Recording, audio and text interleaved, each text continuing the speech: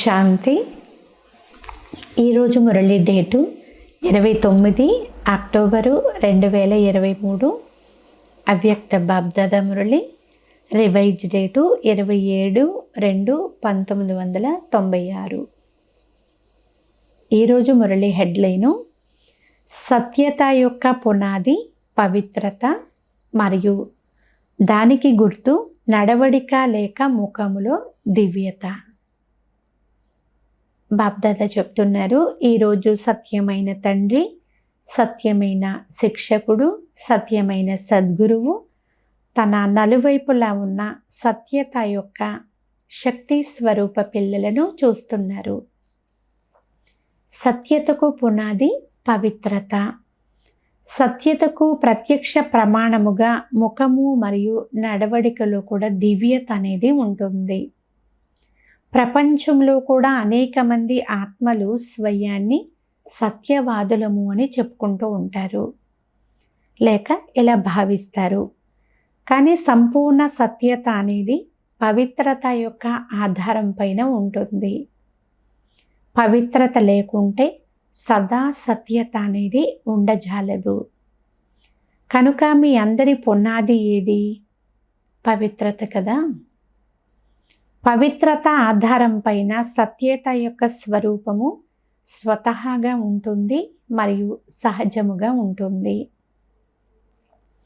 కేవలం సత్యం మాట్లాడడము, సత్యంగా చేయడాన్ని మాత్రమే సత్యత అని అనరు.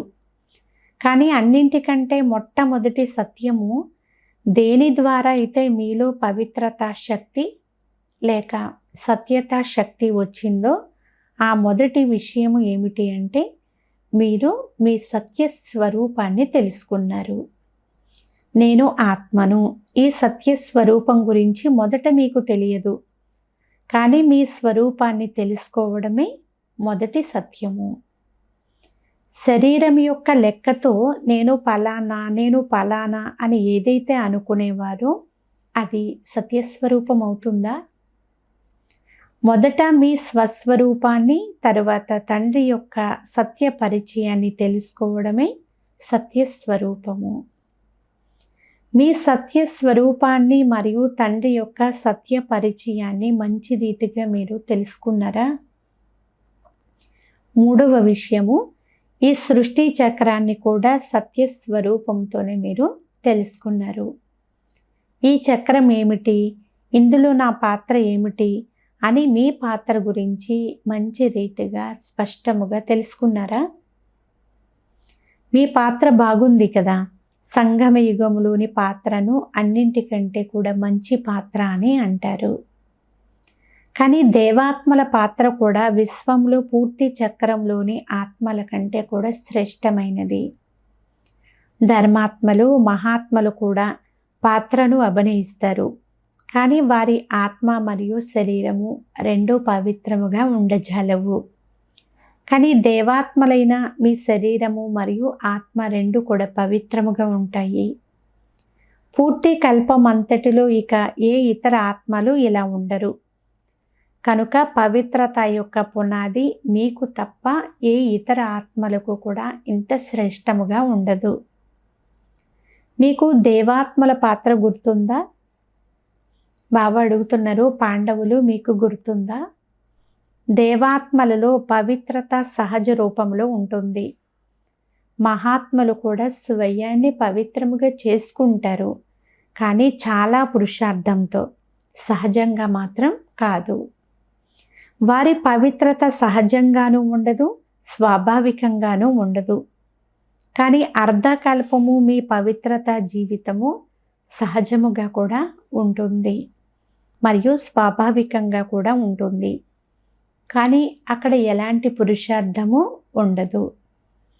ఇక్కడి పురుషార్థం ద్వారానే అక్కడ సహజమైపోతుంది అంటున్నారు బాబా. ఎందుకంటే అక్కడ అపవిత్రతకు అసలు నామరూపాలు అనేవి ఉండజాలవు. అపవిత్రత అనేది ఉంటుందనేది కూడా తెలియదు.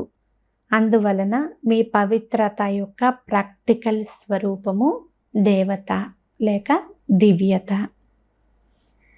ఈ సమయంలో ప్రపంచంలోని వారు స్వయాన్ని ఎంత సత్యవంతులుగా భావించినా వారికి తమ స్వస్వరూపము యొక్క సత్యత తెలియదు. తండ్రి యొక్క సత్య పరిచయం కూడా వారికి తెలియదు. కనుక వారిని సంపూర్ణ సత్య స్వరూపులు అని అనరు. మీలో కూడా ఎప్పుడైతే మీ స్వయం యొక్క మరియు తండ్రి యొక్క సత్య స్వరూపం స్మృతిలో ఉంటుందో అప్పుడే సత్యత శక్తి సదా ఉంటుంది. అంతేకాక స్వతహాగానే మీ ప్రతి సంకల్పం కూడా సత్యముగానే ఉంటుంది. ఇప్పుడైతే అప్పుడప్పుడు మర్చిపోతారు, దేహాభిమానంలోకి కూడా వచ్చేస్తూ ఉంటారు. కనుక మీ సంకల్పం ఏదైతే సదా సత్యతతో శక్తిశాలిగా ఉండాలో, పవిత్రతతో శక్తిశాలిగా ఉండాలో అలా సదా ఉండదు. సదా సత్యంగా ఉంటుందా లేక వ్యర్థం కూడా ఉంటుందా? మరి వ్యర్థాన్ని సత్యము అని అంటారా? అసత్యమే మాట్లాడుకుంటే మరి సత్యత ఎందుకు లేదు? ఒకవేళ ఎవరైనా నేను ఎప్పుడూ అసత్యమే మాట్లాడను, సదా సత్యమే మాట్లాడతాను అని భావించిన సంకల్పము, మాట, కర్మ, సంబంధ సంపర్కము అన్నింటిలోనూ దివ్యత అనుభవం అవ్వడమే సత్యత యొక్క పరిశీలన. మీరు సత్యం మాట్లాడుతున్నారు, కానీ అందులో దివ్యత లేకపోతే మీరు చూస్తూ ఉంటారు కదా, చాలామంది మాటి మాటికి నేను సత్యం చెప్తున్నాను, నేను సత్యం చెప్తున్నాను, నేను సదా సత్యముగానే ఉంటాను అని అంటూ ఉంటారు. కానీ మాటలలో కర్మలు ఒకవేళ దివ్యత లేదు అంటే ఇతరులకు మీ సత్యము కూడా వారికి సత్యముగా అనిపించదు, కనిపించదు. వీరు స్వయాన్ని సిద్ధి చేసుకుంటున్నారు, కానీ వీరు సత్యంగా ఉన్నారని అనిపించడం లేదు అని భావిస్తారు. సత్యతను నిరూపించేందుకు రుజువులు అవసరం లేదు. ఒకవేళ మీరు సత్యతను ముందుగా రుజువు చేసినట్లయితే అందులో దివ్యత కనిపించదు. ఇది సాధారణత. ఇలా ప్రపంచంలోని వారు కూడా చేస్తారు. బాబ్దాదా సత్యతకు గుర్తుగా ఒక స్లోగన్ చెప్తారు. దీనిని సాకారుని ద్వారా కూడా మీరు విన్నారు. సత్యంగా ఉండేవారు ఎలా కనిపిస్తారు? సత్యంగా ఉన్నవారు నాట్యం చేస్తూ ఉంటారు, సదా సంతోషంతో నాట్యం చేస్తూ ఉంటారు. ఎప్పుడైతే మీరు మొండి చేసేటటువంటి సిద్ధిని చేస్తారో అప్పుడు మీరు మీ ముఖాన్ని లేక ఇతరుల ముఖాన్ని గమనించినట్లయితే అవి అంత సంతోషంగా ఉండవు. కొంత ఆలోచిస్తున్నట్లుగా, కొంత ఉదాసీనంగాను అనిపిస్తుంది. నాట్యం చేస్తున్నట్లుగా ఉండదు. సత్యమైన వారు సంతోషంతో నాట్యం చేస్తూ ఉంటారు. కనుక సంతోషముగా ఉన్నప్పుడు జీవితంలోని రాత్రి పగలు కూడా చాలా మంచివిగానే అనిపిస్తాయి. ఒకవేళ కొద్దిగానైనా సత్యతలో అసత్యం మిక్స్ అయిపోతే ఆ సమయంలో జీవితం అంత బాగా అనిపించదు. కనుక సత్యత అంటే సత్య స్వరూపములో స్థితమై సంకల్పాలు, మాటలు, కర్మలు చేయడము. ఈ రోజుల్లో సత్యమైన వారు నడవడం కష్టము, అసత్యమే చెప్పాల్సి వస్తుంది అని ప్రపంచంలోని వారు అంటూ ఉంటారు. కానీ చాలా సమయాలలో, చాలా పరిస్థితుల్లో బ్రాహ్మణాత్మలు కూడా వాళ్ళ నోటి ద్వారా చెప్పరు, కానీ అక్కడక్కడ చతురతతో నడవాల్సి వస్తుంది అని ఇలా చెప్తూ ఉంటారు. దానిని అసత్యము అని అనరు, కానీ చతురత అని అంటారు. అయితే ఆ చతురత ఏమిటి? ఇలా చెయ్యాల్సే వస్తుంది అని అంటారు. ప్రపంచములోని వారు స్పష్టంగా చెప్తారు. బ్రాహ్మణులైన మీరు రాయల్ భాషలో చెప్తారు. మళ్ళీ అది నా భావం కాదు, నా భావన అలా లేదు, కానీ చెయ్యాల్సే వస్తుంది, నడవాల్సే వస్తుంది అని అంటారు. కానీ మీరందరూ బ్రహ్మబాబాను చూశారు కదా, అతను సాకారుడే కదా. నిరాకారుని కోసమైతే శివబాబా అయితే తను నిరాకారుడు, పైన మజాగా కూర్చుని ఉన్నారు. క్రిందకు వస్తే ఏమిటో తెలుస్తుంది అని అనుకుంటారు.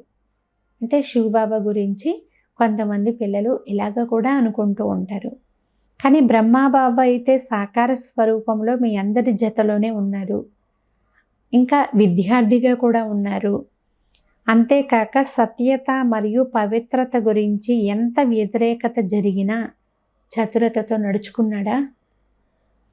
మీరు డైరెక్ట్గా పవిత్రంగా ఉండమని చెప్పకండి, కొద్ది కొద్దిగా ఉండమని చెప్పండి అని మనుషులు ఎంతగానో సలహా ఇచ్చారు. కానీ బ్రహ్మబాబా ఎప్పుడైనా భయపడ్డారా?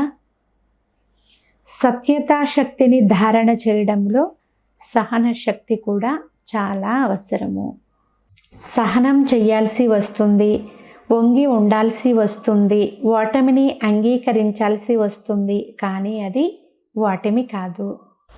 ఆ సమయానికి అది ఓటమిగా అనిపిస్తుంది, కానీ అది సదాకాలానికి విజయమే అవుతుంది అని బాబ్దాదా అంటున్నారు. సత్యతా శక్తి ద్వారానే ఈరోజు మీరు డైమండ్ జూబ్లీని జరుపుకుంటున్నారు. ఒకవేళ పవిత్రత మరియు సత్యత లేకపోతే ఈరోజు మీ ముఖము ద్వారా, నడవడిక ద్వారా ఏదైతే దివ్యత అనుభవం అవ్వాలో అది అవ్వదు. భలే కాలినడక వారైనా నెంబర్ వారీగా అయితే ఉండనే ఉన్నారు కదా. మహారథులు కూడా ఉన్నారు. అయితే నామమాత్రపు మహారథులు కాదు, కానీ సత్యమైన మహారథులు, అనగా సత్యతా శక్తి ద్వారా నడిచే మహారథులు. ఎవరైతే పరిస్థితిని చూసి సత్యత నుండి కొద్దిగానైనా దూరమై మేము ఏమీ చేయలేదు, 1-2 శబ్దాలు ఊరికే మాట్లాడేశాము, మనస్సు నుండి మాట్లాడలేదు, ఊరికే బయటికి అలా అనేసాము అని అంటారు. బాబా అంటున్నారు, ఇది సంపూర్ణ సత్యత అయితే కాదు. సత్యత వెనుక ఒకవేళ సహనం చేయాల్సి వచ్చినా అది సహనం కాదు. భలే బాహ్యముగా మేము సహనం చేస్తున్నామని అనిపిస్తుంది, కానీ మీ ఖాతాలో అది సహన శక్తి రూపంలో జమ అవుతుంది. లేకుంటే ఒకవేళ ఎవరైనా సహనం చేయడంలో కొద్దిగా బలహీనముగా ఉంటే తప్పకుండా వారు అసత్యతను ఆధారముగా తీసుకోవలసి ఉంటుంది. ఆ సమయానికైతే మాకు ఆధారం లభించింది, అంత సరిపోయింది అని అనిపిస్తుంది. కానీ వారి ఖాతాలో సహన శక్తి జమ అవ్వదు. మేము చాలా బాగా నడుస్తున్నాము, మాకు చతురతతో నడుచుకోవడం వచ్చేసింది అని అనుకుంటారు. కానీ మీ ఖాతాను చూసుకుంటే జమా ఖాతా చాలా తక్కువగా ఉంటుంది. కనుక చతురతతో నడవకండి. ఒకరినొకరు చూసి కాపీ కూడా చేస్తారు. వీరు ఇలా నడుచుకుంటున్నారు కనుక వీరికి మంచి పేరు వచ్చింది, వీరు చాలా ముందుకు వెళ్ళిపోయారు, కానీ మేము సత్యంగా నడుచుకుంటున్నాము కనుక మేము వెనుకే ఉండిపోయాము అని అనుకుంటారు. కానీ బాబ్దాదా అంటున్నారు, అది ఎప్పటికీ కూడా వెనుక ఉండడం కానీ కాదు, ముందుకు వెళ్ళడమే అవుతుంది. తండ్రి దృష్టిలో మీరు ముందుకు వెళ్తున్నారు. ఇతరుల దృష్టిలో ఒకవేళ మీకు వెనుకకు వెళ్తున్నట్లు కనిపించినా కానీ మీకు ఎవరితో పని ఉంది? తండ్రితో పని ఉందా, లేక ఆత్మలతో పని ఉందా? తండ్రితోనే కదా. కనుక తండ్రి హృదయంలో ముందుకు వెళ్ళడము అనగా పూర్తి కల్పం యొక్క ప్రాలబ్ధంలో ముందుకు వెళ్ళడము.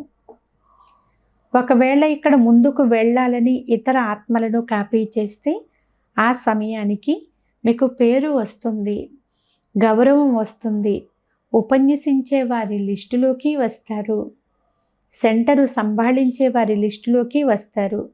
కానీ పూర్తి కల్పం యొక్క ప్రాలబ్ధం మాత్రం తయారు కానే కాదు.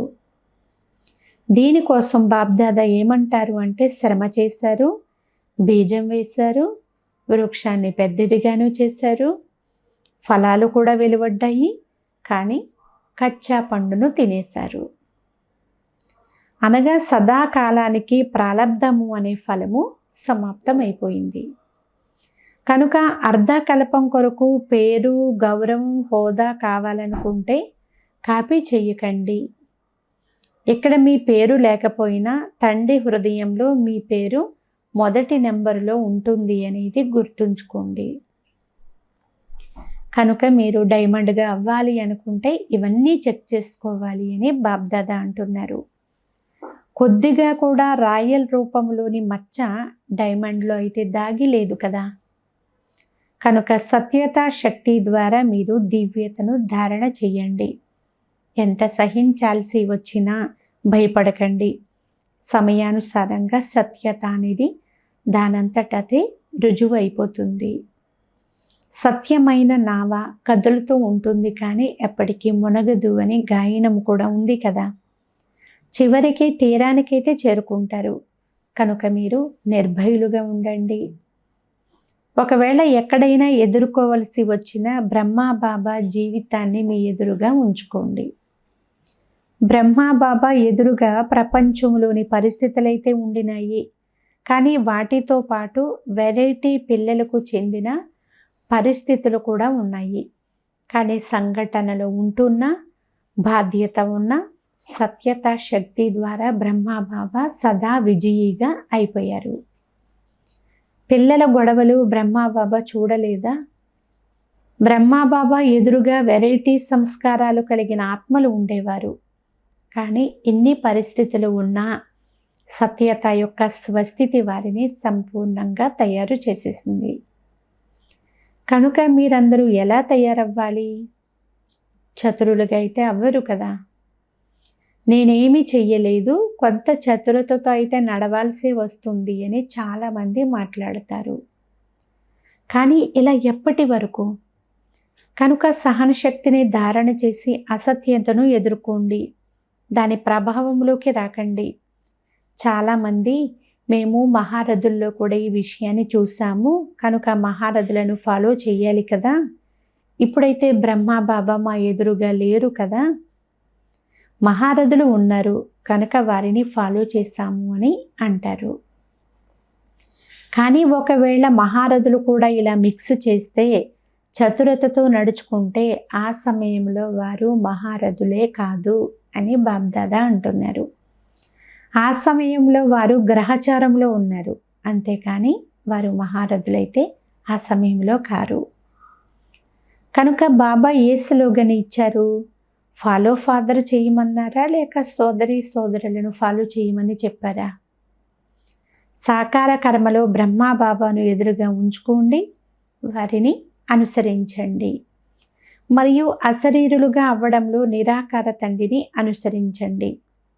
ఫాలో ఫాదర్ చేసేటటువంటి మంచి మంచి పిల్లలు కూడా ఉన్నారు. మరి మీరేం చెయ్యాలి? తండ్రిని అనుసరించాలి. పక్కాగా చేస్తారా, లేక కొద్ది కొద్దిగా లాభం కలిగినప్పుడు తీసేసుకుని భవిష్యత్తు గురించి తర్వాత చూద్దాము అని ఇలా ఏమైనా అనుకుంటారా?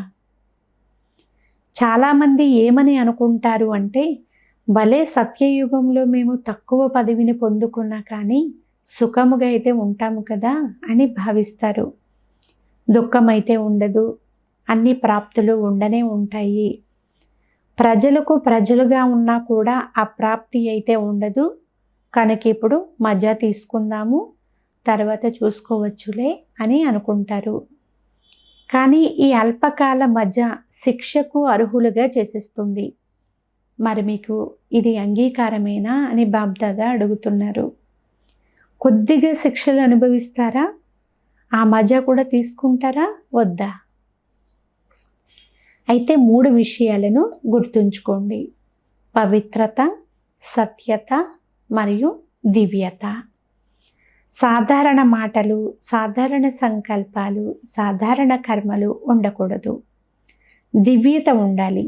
దివ్యత అంటే దివ్య గుణాల ద్వారా కర్మ చేయడము, సంకల్పాలు చేయడము, ఇదే దివ్యత. పాపకర్మలంటే ఏమిటి అని మనుషులు అడుగుతారు కదా. అప్పుడు మీరు ఏదైనా వికారానికి వశమై కర్మ చేయడమే పాపము అని చెప్తారు. ఇలా అర్థం చేయిస్తారు కదా. కనుక దివ్యత అనగా దివ్య గుణాల ఆధారం పైన మనస్సు, మాట, కర్మ ఉండాలి. కనుక సత్యత యొక్క మహత్వాన్ని పిల్లలందరూ తెలుసుకున్నారు కదా. 1 సెకండులో స్వయాన్ని మీరు అశరీరిగా చేసుకోగలుగుతారా? ఎందుకు? నేను అశరీరి ఆత్మను అని సంకల్పం చేసేందుకు ఎంత సమయం పట్టింది? 1 సెకండే కదా. కనుక సెకండులో అశరీరిగా, అతీతముగా మరియు తండ్రికి ప్రియముగా అయ్యే ఈ డ్రిల్లును పూర్తి రోజంతటిలో మధ్య మధ్యలో చేస్తూ ఉండండి. చేయడం వస్తుంది కదా. ఇప్పుడు అందరూ 1 సెకండులో అన్నీ మరిచిపోయి ఒక్కసారిగా మీరు అశరీరిగా అయిపోండి. బాబ్దాదా 5 నిమిషాలు డ్రిల్ చేయించారు. మంచిది. బాబా ఇప్పుడు పిల్లలకు నమస్తే తెలియచేస్తున్నారు. నలువైపులా ఉన్న పవిత్రత పునాదిని శక్తిశాలిగా ఉంచుకునే పిల్లలందరికీ సదా సత్యత శక్తి ద్వారా విశ్వంలో కూడా సత్యయుగము అనగా సత్యతా శక్తి యొక్క వైబ్రేషన్లను వ్యాపింపచేసే వారికి, సదా ప్రతి సమయము మనసు, మాట, కర్మ మూడింటిలో కూడా దివ్యతను ధారణ చేసేవారికి, సదా ఫాలో ఫాదర్ చేసే సహజ అభ్యాసకులైన ఆత్మలకు బాబ్దాదా ప్రియ స్మృతులు మరియు నమస్తే. మధురాతి మధురమైన ఆత్మీయ తండ్రికి ఆత్మీయ పిల్లల యొక్క ప్రియ స్మృతులు. గుడ్ మార్నింగ్ మరియు నమస్తే నమస్తే నమస్తే. ఈ డ్రిల్లును రోజంతటిలో ఎన్ని ఎక్కువ సార్లు చేయగలరో అంత చేస్తూ ఉండండి. భలే 1 నిమిషమైనా చేయండి. 3 నిమిషాలు, 2 నిమిషాలు సమయం లేకపోయినా 1 నిమిషము, అర్ధ నిమిషము ఈ అభ్యాసం చేయడం ద్వారా అంతిమ సమయంలో అశరీరిగా అవ్వడంలో చాలా సహాయం లభిస్తుంది. అవ్వగలరా? ఇప్పుడు అందరూ అశరీరిగా అయ్యారా, లేక యుద్ధం చేస్తూ శ్రమ చేస్తూ సమయం పూర్తి అయిపోయిందా? సెకండులో అవ్వగలరా? చాలా పని ఉన్నా కూడా అవ్వగలరా? కష్టమేమీ లేదా? ఐక్యరాజ్య సమితిలో చాలా పరుగులు తీస్తూ సేవ చేస్తున్నారు కదా. అదే సమయంలో అశరీరిగా అయ్యే ప్రయత్నం చేస్తే అవుతుందా? ఒకవేళ ఈ అభ్యాసాన్ని ప్రతి సమయము చేస్తూ ఉన్నట్లయితే సహజమైపోతుంది. ఉదాహరణకు దేహ భావంలోకి రావడంలో ఏమైనా శ్రమ చేస్తున్నారా? నేను ఫలానా అని గుర్తు చేసుకోవడానికి మీరేమైనా శ్రమ పడాల్సి ఉంటుందా? అది సహజముగానే ఉంది కదా. అలాగే ఇది కూడా సహజమైపోతుంది. ఎప్పుడు కావాలంటే అప్పుడు అశరీరిగా అవ్వండి, ఎప్పుడు కావాలనుకుంటే అప్పుడు శరీరంలోకి రండి. పని ఉన్నప్పుడు ఈ శరీరాన్ని ఆధారంగా తీసుకోండి, కానీ ఆధారంగా తీసుకునే నేను ఒక ఆత్మను అనేది మాత్రం మర్చిపోకండి. నేను చేసే దానిని కాదు, చేయించే దానిని. ఎలాగైతే ఇతరులతో పని చేయించే సమయంలో స్వయాన్ని వేరుగా ఉన్నట్లు భావిస్తారు కదా, అలాగే శరీరంతో పని చేయిస్తూ కూడా చేయించే నేను మాత్రం వేరుగా ఉన్నాను అనే అభ్యాసం చేసినట్లయితే ఎప్పుడూ కూడా దేహాభిమానం యొక్క విషయంలో హెచ్చుతగ్గులు అవ్వడం అనేది ఉండజాలదు అని బాబ్దాదా అంటున్నారు. అచ్చా, ఈరోజు వరదానము: స్నేహసాగరంలో ఇమిడిపోయి నేను నాది అనే మలినాన్ని సమాప్తం చేసే పవిత్ర ఆత్మ భవ. సారాంశము: ఎవరైతే సదా స్నేహసాగరంలో ఇమిడిపోయి ఉంటారో వారికి ప్రపంచంలోని ఏ విషయం గురించిన స్పృహ కూడా ఉండదు. స్నేహంలో ఇమిడిపోయి ఉన్న కారణముగా వారు అన్ని విషయాలను సహజముగానే దాటుకుంటూ ఉంటారు. భక్తుల కోసమైతే వీరు ఇమిడిపోయి ఉంటారు అని అంటారు, కానీ పిల్లలైతే సదా ప్రేమలో మునిగిపోయి ఉంటారు. వారికి ప్రపంచం యొక్క స్మృతి ఉండదు. నేను నాది అనేవన్నీ సమాప్తమైపోయి ఉంటాయి. అనేక రకాల నాది అనేది మలినంగా తయారు చేసిస్తుంది. ఒక్క తండ్రి మాత్రమే నావారు అని అనుకున్నట్లయితే మలినమంతా సమాప్తమైపోతుంది. అంతేకాదు ఆత్మ కూడా పవిత్రముగా అయిపోతుంది.